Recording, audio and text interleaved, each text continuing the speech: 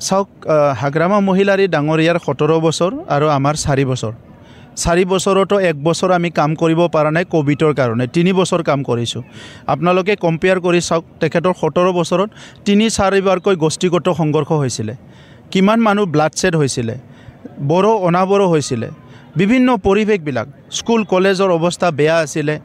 মানুহে অশান্তি এটা পৰিৱেশ আছিলে দুৰ্নীতিটো বাদে দিয়ক দুৰ্নীতিটো মই ক'বই বিচৰা নাই দুৰ্নীতি কৈ শেষ কৰিব নোৱাৰে 2900 কোটি টকাৰ দুৰ্নীতি কৰি থৈ গৈছে বাকি কথাটো মই নকওঁৱে গতিকে আজি আমাৰ 4টা বছৰত আমি কিমানখিনি স্কুল বনালোঁ কিমানখিনি অডিটৰিয়াম বনালোঁ কিমানখিনি কাম কৰিলোঁ হেতু হাগ্ৰামা মহিলাৰী ডাঙৰীয়াই বহি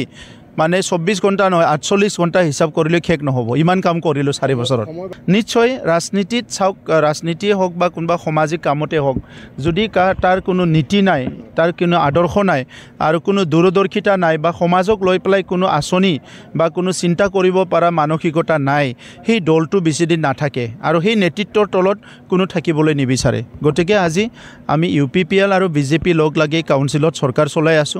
প্ৰথম উদ্দেশ্য আছিল শান্তি স্থাপন কৰা আমি সফল হৈছো ইয়াৰ লগতে আৰু এটা উদ্দেশ্য আছিল নিৰাপত্তা প্ৰদান কৰা ইয়াতো সফল হৈছো তৃতীয় উদ্দেশ্য আছিল যে সমন্বয় কৰিব লাগে সকলো জাতি জনগোষ্ঠীক আমি আজ লৈ পেলাই সমন্বয় কৰিব পাৰিছো